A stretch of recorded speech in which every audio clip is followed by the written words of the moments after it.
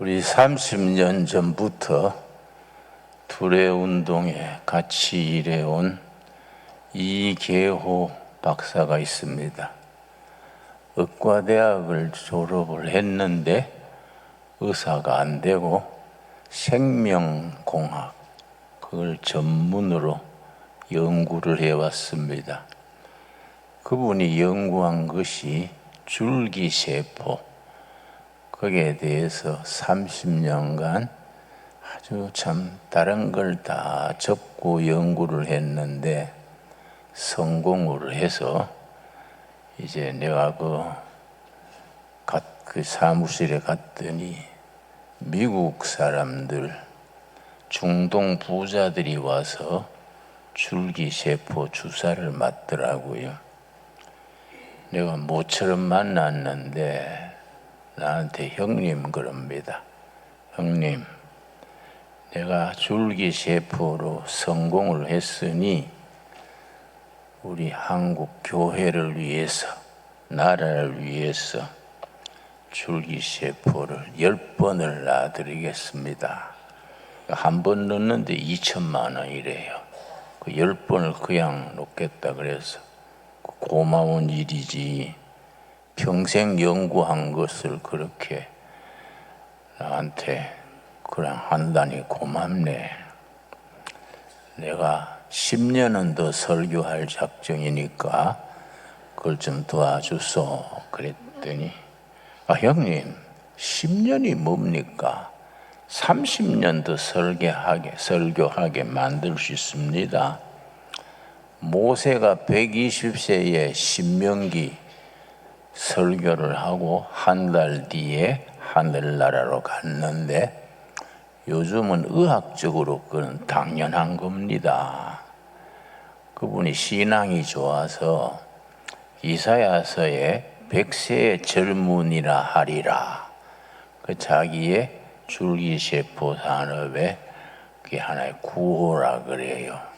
그래 내가 일주일에 한 번씩 3번을 맞았지요.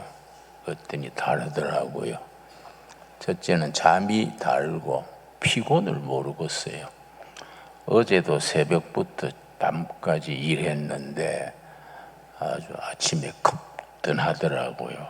근데 그 사람 이계호 박사 얘기는 이것이 의학자들이 만든 연구가 아니고 하나님이 그렇게 우리 몸 속에 세포 속에 생명의 힘을 그렇게 넣어 놓은 것을 의사들이 생명공학 과학자들이 그걸 개발해서 도와주는 겁니다. 그렇게 얘기하더라고요. 그래서 내가 신앙이 목사보다 낫네. 내가 그랬었습니다. 우리가 하나님이 주신 건강을 모세처럼 신명기 34장 7절에 모세 건강에 대해서 나옵니다. 모세가 120세에 눈이 흐리지 아니하였고 그리고 기력이 시하지 아니했는데 하늘나라로 옮겼다. 신명기 34장 7절이지요. 그 말씀을 요즘 말로 쓰자면은 모세가 안경 안 쓰고 신문을 읽고 지팽이 짚지 아니하고 120세에 등산을 하고 그냥 평상시처럼 일하다가 천국으로 옮겨갔다. 그렇게 이해할 수 있겠지요. 하나님이 우리들에게 생명의 힘을 주셨는데 그 생명의 힘을 누리지 못하면은 그게 하나님 앞에 우리가 죄송스러운 거지요. 창세기 1장 27절을 보겠습니다. 창세기 1장 27절. 우리의 신앙은 첫째는 영적이라야 되고 둘째는 현실적이라야 됩니다. 믿음으로 구원받아 영생을 누리는 것 첫째고, 영생 누리기 전에 이 땅에 사는 동안에 모세처럼 뭐 120세든 몇 살이든 기력이 쇠하지 아니하고 살일 하면 살다가 천국으로 옮겨가는 거. 그 내가 지금 읽고 있는 책이 미국에서 나온 책인데 무두셀라 프로젝트라는 책이 내가 읽고 있습니다. 그 책에는 성경상으로 가장 오래 산 사람이 무두셀라인데 969세까지 살았지요. 그런데 세계 첨단 의학은 그게 의학적으로 과학적으로 가능하다는 거지요. 그래서 노화는 자연스럽게 오는 게 아니다. 노화는 질병이다. 여러분 서점에 가면은 노화는 질병이다. 그 하버드 대학 교수가 쓴 책이 있습니다. 번역이 되어 있습니다. 질병이라는 것은 고치면 되는 거지요. 근데 우리는 그냥 당연히 뭐 70이든 80이든 90이든 늙어 죽는 걸로 생각하는데 현대의학은 그게 아니라는 거예요. 노화라 질병이기 때문에 거기 조치를 잘하면 아마 우리 당대 지금 태어나는 아이들은 150세까지는 살게 될 것이다. 우리 비타민 먹듯이 알약 몇 개 먹으면은 154는 재수 없으면 200살까지 살 거다. 그런 얘기가 그 책에 쓰였어요. 그러니까 우리가 하나님이 주신 생명이지요. 하나님의 법을 따라 살아야 돼요. 그게 절제 생활, 인내 생활, 베푸는 생활, 이런 것들이 하나님이 우리로 하여금 건강하게 장수하도록 허락하신 거지요. 창세기 1장 27절 말씀, 하나님이 자기 형상 곧 하나님의 형상대로 사람을 창조하시되 남자와 여자를 창조하시고, 뭐 워낙 익히 잘하는 말씀이니까. 그런데 질문이 나오는 겁니다. 왜 창조했을까? 아무도 창조해달라고 부탁한 사람 없어요.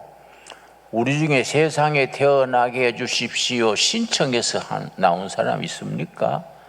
하나님이 우리를 뭔가 사명을 감당하게 하려고 세상에 보내신 거이지요. 자, 그런데 하나님이 창조하신 기본 이유가 뭐냐예요. 우리가 세상에 태어나게 허락하신 이유가 뭐이냐? 28절이죠. 28절. 우리가 성경 읽으면서 이런 소박하고 단순한 말씀에 우리 그렇게 적응이 돼야 됩니다. 28절. 하나님이 그들에게 복을 주시며, 이 앞에 절하고 연결하면 무슨 뜻이 됩니까? 하나님이 남자와 여자를 자기 형상대로 지으시고 복을 주신 거예요. 이 말을 풀어서 생각하면은 남자와 여자 사람을 왜 창조하셨느냐? 주신 복을 누리고 행복하게 살아라고 지으셨다는 겁니다. 하나님이 우리한테 원하시는 창조 섭리는 뭐이냐? 주신 복을 누리고 행복하게 살아라. 그러니까 신방을 갔더니 어떤 자매님이 너무 희생만 하고 사는 게 너무 힘들게 보여서, 자매님, 행복을 누릴 권리가 있습니다. 이게 하나님의 뜻입니다. 응? 사람한테 매여 살지 말고 하나님 앞에서 행복을 누리고 사는 것이 하나님의 뜻입니다. 내가 야무지게 일러줬는데 우리 성도님들이 그걸 잘 모르고 사는 것 같아요. 우리는 하나님의 창조 섭리를 따라서 사는 게 행복해야 됩니다. 그리고 건강해야 됩니다. 하나님이 우리가 건강하게 살도록 DNA 속에 그렇게 입력시켜 놓은 거예요. 그러면 하나님이 창조할 때 건강하게 행복하게 살게 하셨는데 왜 우울증 걸리고 성인병 걸리고 암병 걸리고 사는 게 왜 이리 힘드냐야. 영적으로 생각하면은 하나님이 창조하실 때부터 우리 DNA 속에 부여해 놓으신 건강한 생활의 바탕을 지키지 않은 거예요. 절제하지 않고 과식하고 과로하고 잘못된 생활 태도, 잘못된 음식 이런 것들이 쌓여가지고 하나님이 허락하신 건강을 우리가 깨고 살아가는 거예요. 그걸 회복하는 것이 하나님이 일하는 시작 아니겠습니까? 이해가 가시지요? 그런데 우리 장로교 교회는 성도들의 건강 생활에 대한 교육이 부족해요. 우리 안식교 같은 데서는 그걸 철저히 가르칩니다. 특히 레위기 11장을 음식장이라 하는데 안식교 교인들은 레위기 11장 음식장을 철저히 공부해가지고 먹을 거 안 먹을 거 그런 걸 철저히 지키는데 우리 장로교는 그런 게 좀 부족해요.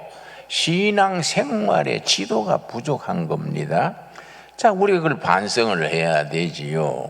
뭐 꼭 줄기세포가 문제가 아니고 하나님의 창조 섭리요.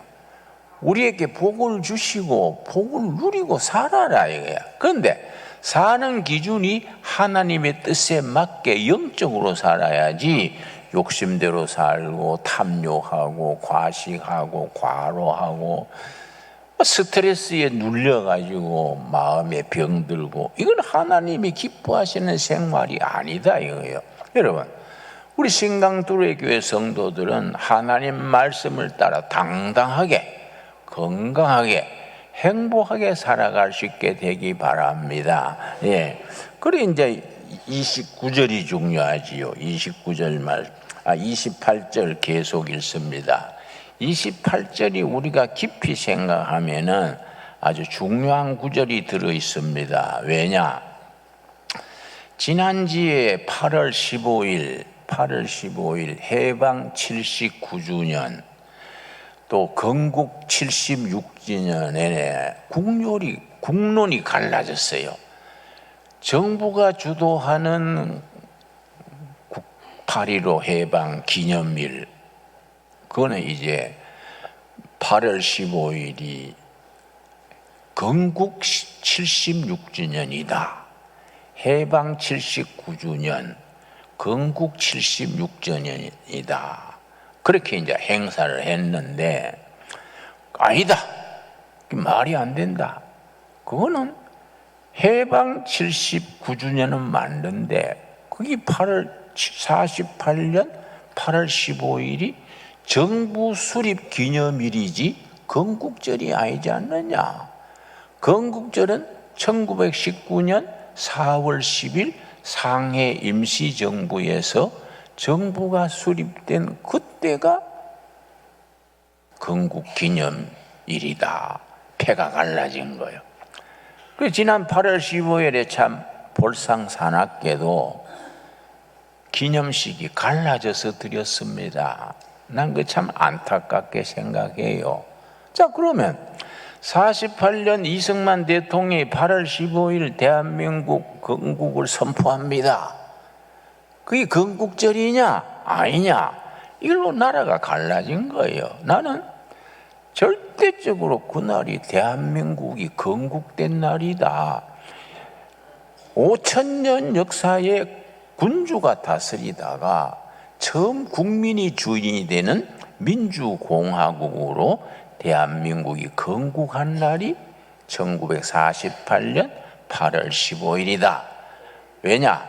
한 나라가 설려면 세 가지를 갖춰야 됩니다. 그 세 가지가 창세기 1장 29절에 들어 있습니다. 세 가지가 뭐이냐? 국민, 국토, 주권. 그러면 일제 36년 1910년에 한일 합방된 뒤에 국가 주권이 일본에 뺏긴 거예요.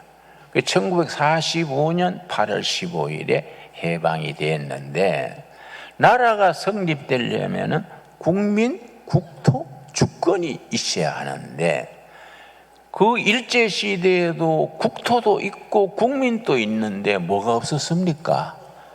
국권이 없었지요. 주권이 없었지요. 주권이. 그래서 저 베를린 올림픽에 송기정 선수가 마라톤 세계 1등 했지 않습니까? 거기에 앞에 국기를 뭘 달았습니까? 태극기를 달았습니까? 일장기를 단 거예요. 일장. 왜냐? 그건 일본의 국민이야. 그래서 일장기를 달았지요. 그랬는데 동아일보에서 거기 보기 싫어가지고 신문에 내면서 일장기를 지우고 신문에 실었습니다. 그래가 막 동아일보가 아주 곤욕을 치렀지요. 그러면 독립운동 하던 분들은 뭐입니까? 독립하자고, 주권을 찾자고, 일본이 뺏어간 주권을 찾자고 독립운동한 거이지요. 그러니까 국민도 있었고 국토도 있었는데 주권이 일본한테 빼앗긴 거이지요.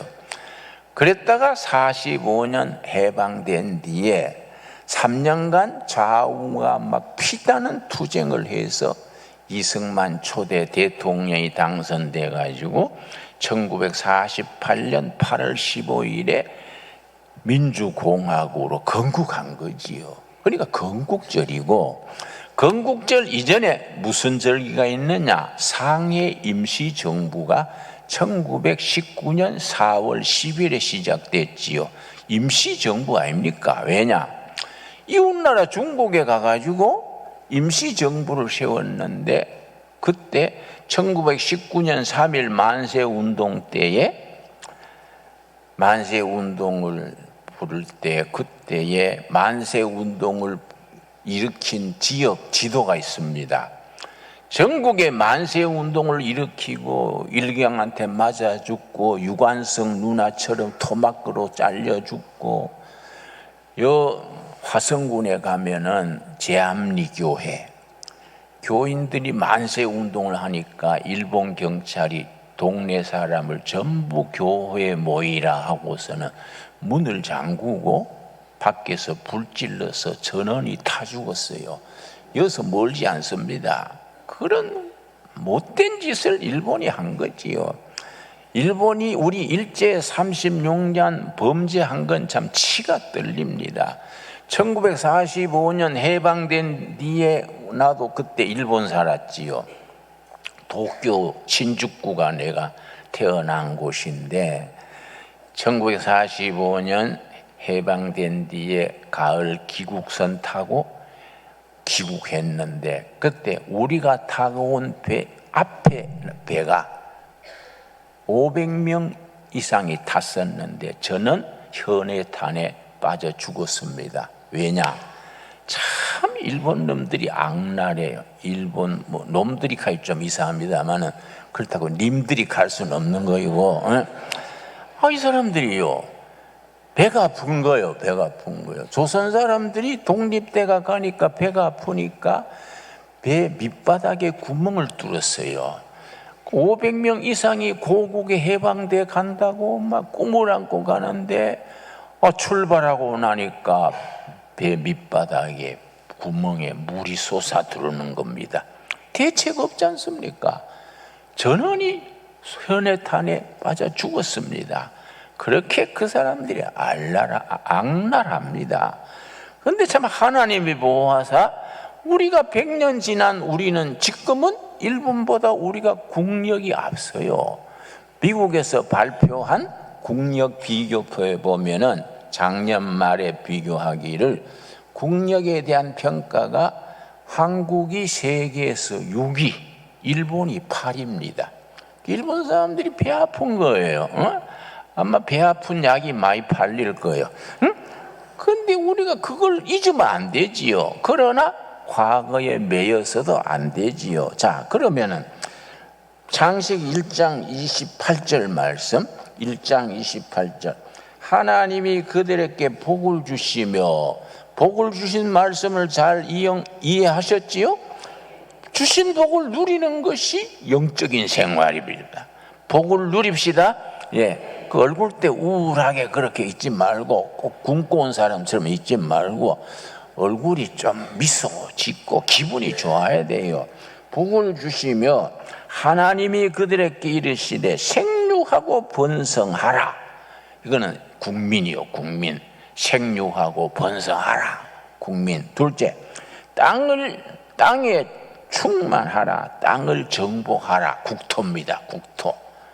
그 다음, 바다의 물고기와 하늘의 새와 땅에 움직이는 모든 생물을 다스리라.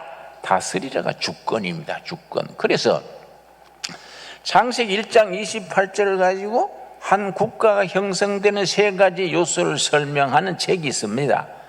땅에 충만하라, 번성하라, 국민. 땅을 정복하라, 국토. 온 피조물들을 다스리라, 주권이지요, 주권. 다시 말씀드립니다. 국가가 이루어지려면은 세 가지 요소가 있어야 된다. 그 중에 하나라도 빠지면은 정식 국가가 아니지요. 국민, 국토, 세 번째 뭡니까? 주권. 그래서 우리가 상해 임시정부가 1919년 3.1 만세 운동이 평화운동이랬지요. 평화운동으로서 실패를 하고 난 뒤에 독립운동 지사들이 상해로 망명을 했습니다. 중국 상해로 망명을 해서 그때 임시정부를 선언했습니다. 우리 독립선언문 1919년 정오에 파고다 공원에서 선포한 독립선언문 발표한 명단이 민족 대표 33인 중에 16명이 기독교인이었습니다. 그때 인구의 3%가 안 됐어요. 기독교인이 인구의 3%가 안 됐는데 민족 대표는 33명 중에 16명이 크리스찬이에요. 아까 말씀드렸듯이 독립만세운동 목숨 걸고 부른 그 지도의 75%가 교회를 중심으로 만세운동을 불렀습니다. 대한민국은 일제의 국권이 빼앗긴 이래로 지금까지 100년 넘는 세월 속에 기독교가 이 민족을 오늘만큼 성장 발전하는데 미끄럼이 된 거이지요. 이게 그 운동은 엄청나지요. 그런데 이 사람들이 뭘 모르고 기독교를 무시합니다. 국사 교과서에, 고등학교 교과서에 기독교 역할이 몇 줄밖에 안 돼요. 몇 줄밖에 안 돼요. 말이 됩니까? 지난 100년 역사에 기독교가 이 나라의 현대화에 완전히 헌신하고 미끄럼이 돼서, 여러분, 일제시대 해방 전후에 기라성 같은 민족 운동가들이 다 교인들 아닙니까? 서재필, 안창호, 김구, 이승만, 김규식, 남궁옥, 조만식, 이승훈, 이상재 다 크리스찬들이요. 장로 목사들이요. 집사들이요. 그래서 민족을 이끄는 민족 지도자와 교회 지도자가 같이 나갔습니다. 해방 전후에도 여운형, 중도 좌파지요. 김규식, 중도 우파지요. 비군정청은 두 사람이 합작해서 좌우 연합 정부를 세우려고 했었습니다. 그런데 이제 이승만 대통령이 아니다. 대통령 되기 전에 앞으로 세계는 자유민주주의라야 번영한다. 좌우 합작하다가는 공산당 술수에 넘어가기 쉽다. 왜냐? 2차 대전 이후에 동구 유럽, 체코, 또 헝가리, 우크라이나 30나라가 좌우 합작하다가 공산당 술수에 공산화가 되어버렸습니다. 그걸 이승만이 내다보는 겁니다. 왜냐? 프린스톤에서 정치학 석사 받고, 하버드에서 정치학 석사 받고, 프린스톤에서 정치학 박사 받으면서 식견이 국제적인 수준이요. 그리고 이승만 박사를 지도한 지도 교수가 미국의 대통령이 된 윌슨 대통령입니다. 그러니 프린스톤의 정치학 교수로 있으면서 한국, 망한 나라 한국의 청년 이승만의 박사학위를 줬습니다. 박사학위를 주고서는 워낙 총명하니까 윌슨 그 주임 교수가 권했습니다. 닥터리 미국 국적을 얻게. 미국 국적을 얻으면은 미국의 교수 생활 내가 추천할 테니까. 그러니까 이승만 박사가 뭐라 그랬냐면 나는 죽으나 사나 대한민국 사람입니다. 그래서 평생 무국적, 국적 없이 뭐 일본 국적도 아니고 조선은 나라가 없어져 버렸고 미국 국적은 안 받는다. 나는 대한민국 독립을 위해서 내 평생을 헌신하지 내 미국 사람 될 이유가 없다. 아주 그런 참 배짱과 끈기가 대단하지요. 그런데 우리가 이승만 대통령이 공산주의한테 함정에 빠지면 안 된다. 우리는 대한민국은 자유민주주의라야 된다. 그런데 해방 이후에 우리나라 사정이 얼마나 위험했느냐 하면은 미 군정청에서 여론조사를 했습니다. 여론조사. 국민 여론조사를 하면서 앞으로 세워질 새로운 국가는 공산주의가 좋습니까?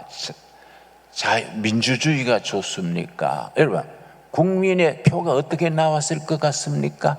68%가 공산주의 하자 그랬습니다. 왜 그러냐? 호남 같은 데는 소작인이 80%예요. 여러분, 천석군, 만석군 얘기 듣지요? 말도 안 되는 소리입니다. 한 사람이 만석군 하면 그 밑에 수많은 소작인들의 눈물이 있는 거예요. 그래서 그런 사람들한테 공산당, 조선노동당 그 당수가 박헌영이요. 이 사람이 천재입니다. 박헌영. 충청남도 예산 출신인데 이 사람이요.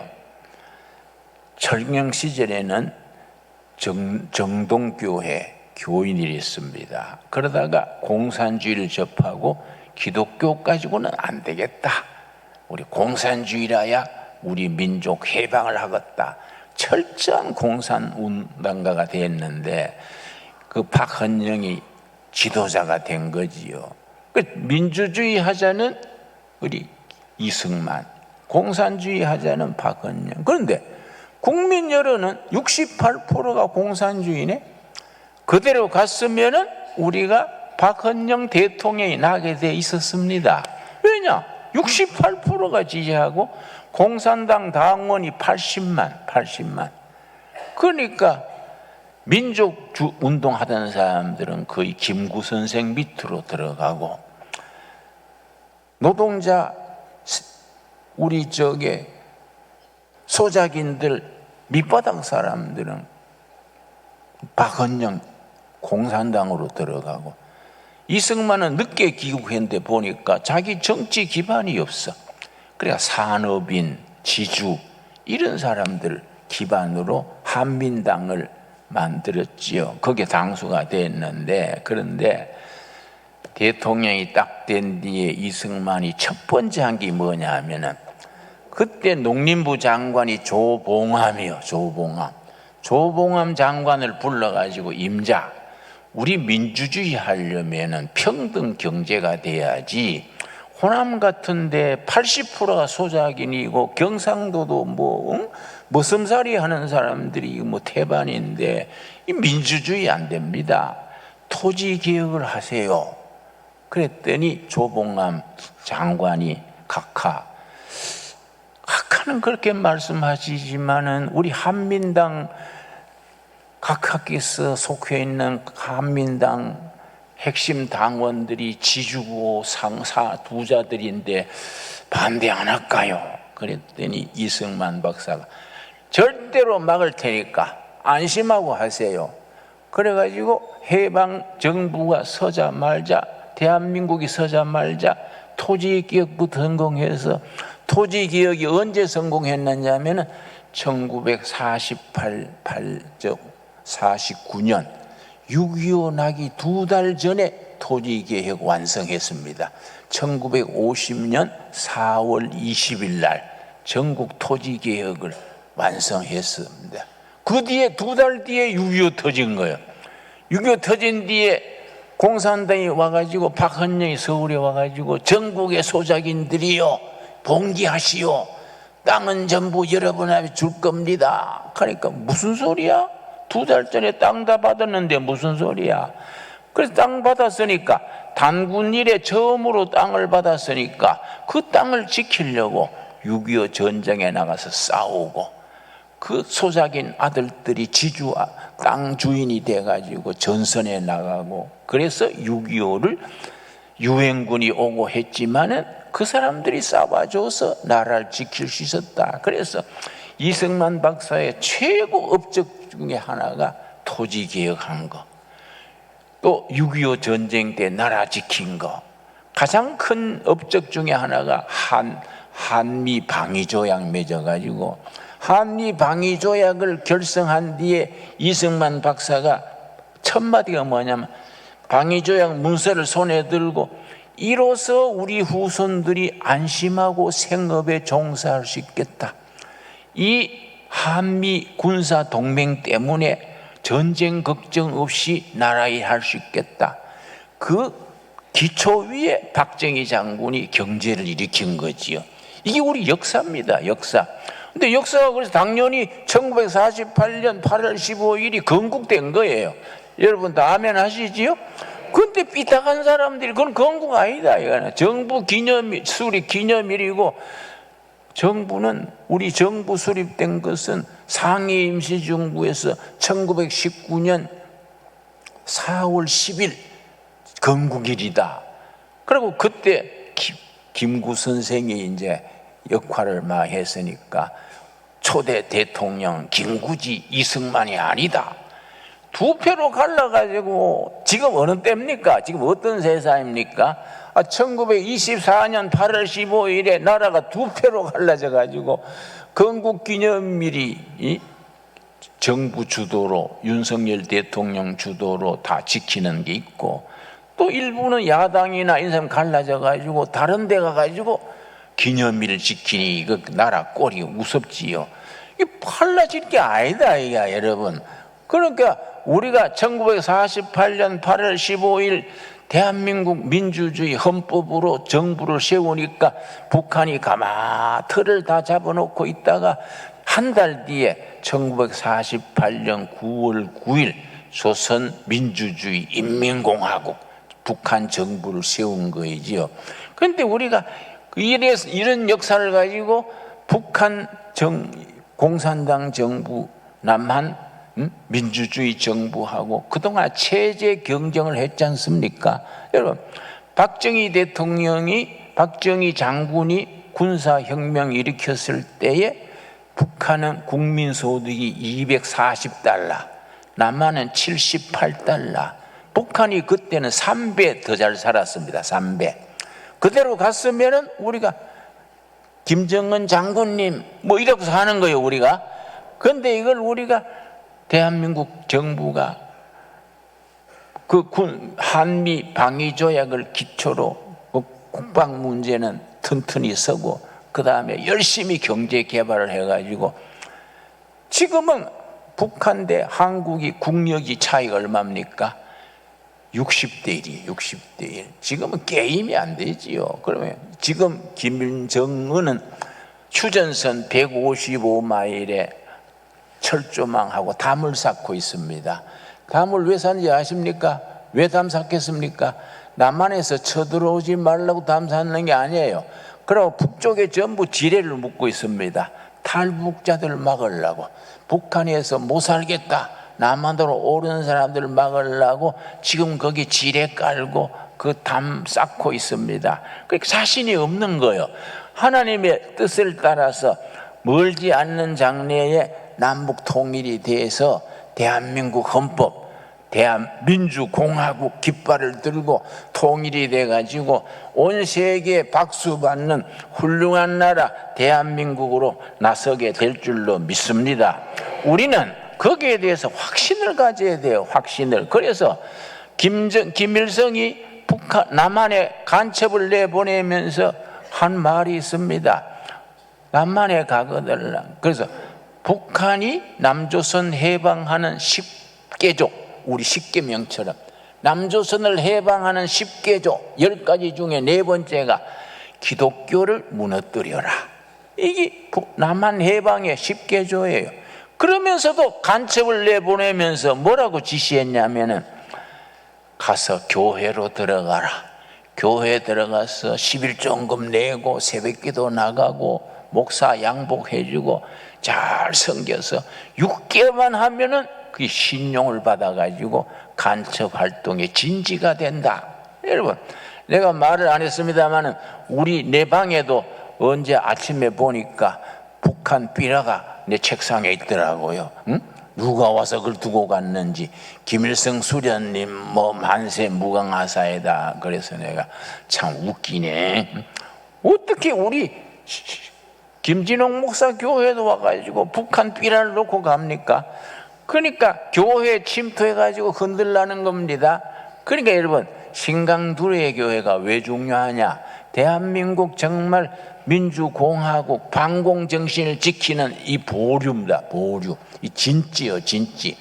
우리 신강두레교회 성도들은요, 자유민주주의, 정치적으로 자유민주주의, 경제적으로 열린 시장, 자본주의, 또 사회적으로 복지사회, 그리고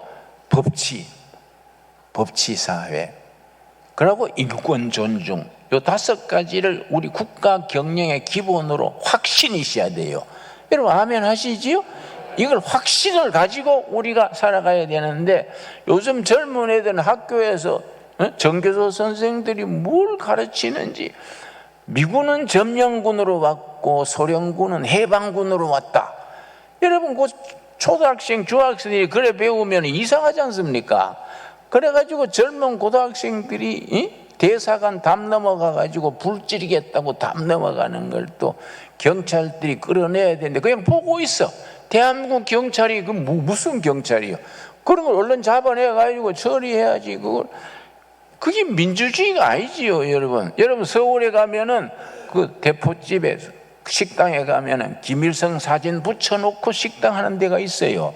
그건 내가 그걸 보고 참 이상한 일이다. 왜 그런 짓을 하냐? 내가 고려대학 앞을 지나갔는데 요즘은 좀 없어졌습니다만, 그 고려대학 입구에 우리가 대통령 사진 걸어놓고 사진을 바닥에 깔아놓고 전 대학생이 밟고 들어가는 거야. 밟고 그 대통령 사진을 밟고 들어가는 거예요. 그래 내가 그걸 보고서는 가서 대통령 사진 그걸 걷었어요. 학생들이 막 화를 내고 당신 뭐요? 뭐이는 뭐요? 대한민국 국민이지. 얼치기가 집안이 안 되려면 얼치기가 난다더니 너가 무슨 생각으로 이런 짓 하는 거야? 왜 대한민국 대통령을 등교하면서 밟고 다닙니까? 그 교수들은 왜 밟고 들어갑니까? 애들 야무지게 뭐라하고 그걸 걷어야 되지. 그러니까 정신을 바짝 차려야 돼요. 그렇지 않습니까? 그래서 이 나라의 정신이 딱 서야 하나님이 축복하시는 겁니다. 정신없이 뭐 해롱해롱 하는데 하나님이 축복할 수 있습니까? 이 나라는 벌써 일본 과거에 생각하면 치가 떨리지요. 그러나 지금은 하나님이 보아서 우리 국력이 일본을 넘어서 버렸어요. 얼마나 감사합니까, 여러분?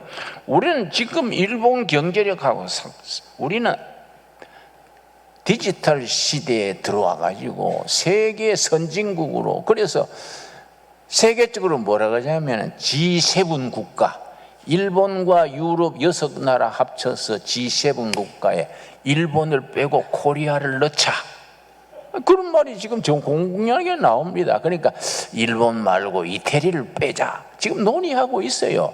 우리가 그만큼 100년 역사에 과거의 그런 아픔과 상처를 딛고 일본을 능가하게 된 겁니다. 우리가 기술, 내가 해외에 나갔더니 코리아, 그러면 5가지를 코리아가 이렇게 발전한 데는 5가지가 기초다.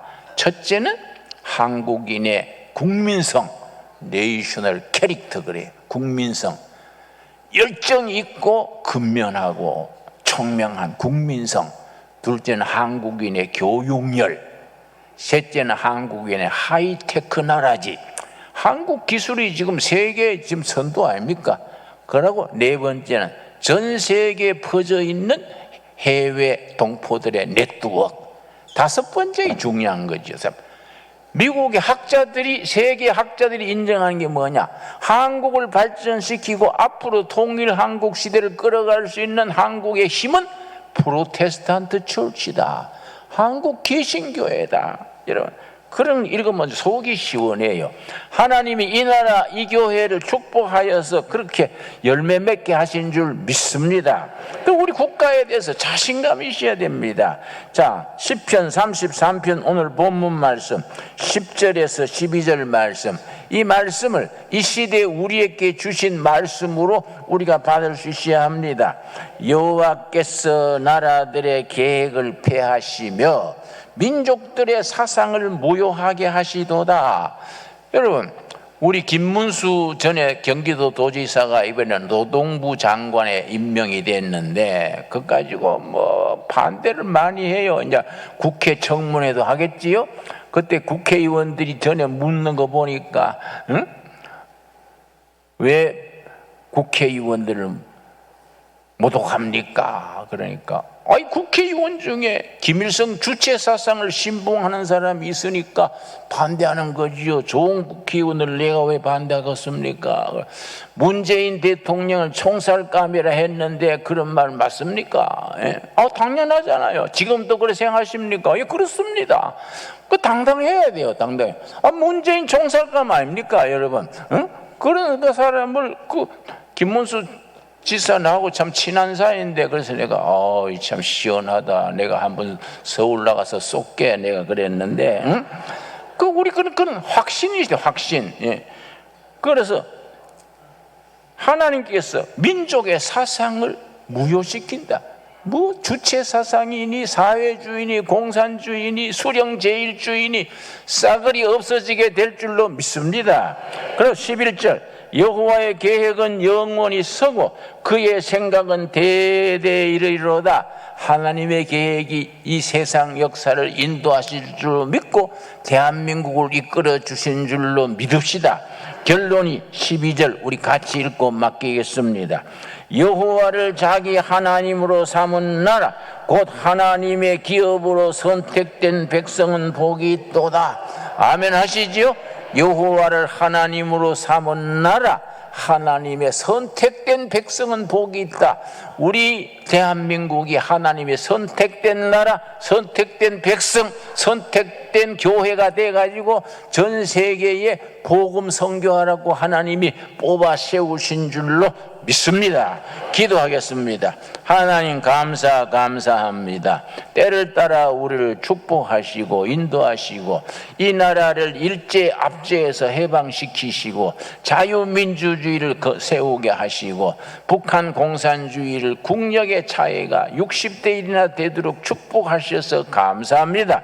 온 국민이 한마음 한뜻으로 우리가 3.1 운동의 정신을 이어받아서 임시정부의 정신을 이어받아서 1948년 8월 15일 대한민국이 건국된 것을 기리며 하나님께 감사하게 하여 주시옵소서. 대한민국은 기도로 시작된 나라입니다. 하나님이 뽑아 세우신 나라입니다. 그 영광스러운 나라 하나님께 영광 돌리고 찬양하는 우리가 되게 하여 주시옵소서. 자손 대대로 하나님의 이름 부르며 온 세계에 우뚝 섰는 예수 잘 믿는 나라 통일 한국을 이루어 주시옵소서. 예수님 이름 받들어 기도드려 사옵나이다. 아멘.